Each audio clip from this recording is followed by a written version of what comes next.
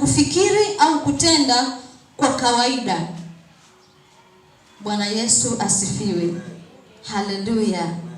Tabia ni mwenendo. Tabia ni msimamo. Mwenendo wa dhambi unajenga tabia. Bwana asifiwe. Haleluya. Lakini kama sisi wana wa Mungu ambao tumeokolewa, kuna tabia ambazo kama sisi wana wa Mungu, kama sisi kanisa, kama wewe mwanamke, kama wewe kijana, tabia inaweza kukuondolea baraka zako. Tabia inaweza ikakuweka karibu na watu wazuri.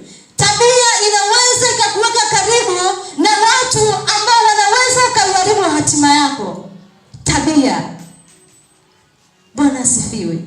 Tabia. Wewe tabia yako ikoje? Je, tabia yako inaonyesha ya kwamba wewe ni mwana wa Mungu? Je, matendo yako, misimamo yako, jinsi unavyomtumikia Mungu, jinsi watu wa nje huko ambavyo wanavyokuona kikuangalia, tabia zako zikoje? Je, tabia zako zinakutambulisha wewe kwamba mwana wa Mungu? Bwana asifiwe. Haleluya.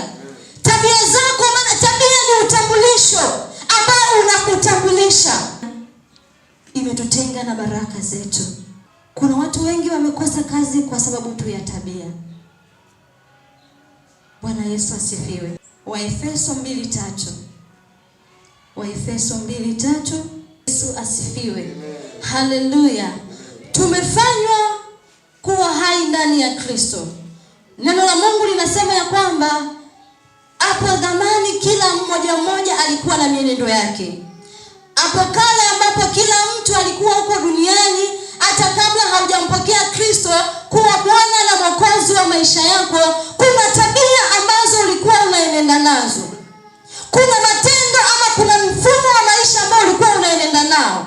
Kuna misimamo ambayo ulikuwa unaisimamia. Lakini kwa kuwa tumefanywa upya ndani ya Kristo, nasi Mungu ametununua kwa damu yake ya thamani, anasema ya kwamba hapo kale tulienenda na sisi. Hapo kale tulienenda kwa tabia ambazo zilikuwa hazimpendezi Mungu. Hapo kale tulikuwa waongo. Hapo kale tulikuwa wasengenyaji. Hapo kale tulikuwa watenda dhambi. Lakini Kristo ametukomboa kwa damu yake ya thamani.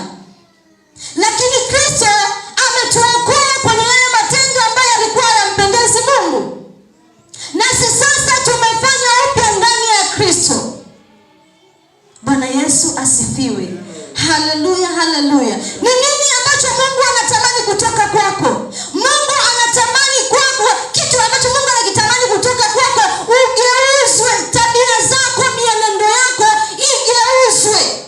Tabia zako zimwelekee Mungu. Mienendo yako, misimamo yako, wakikutazama wewe, wamtazame Kristo ndani yako.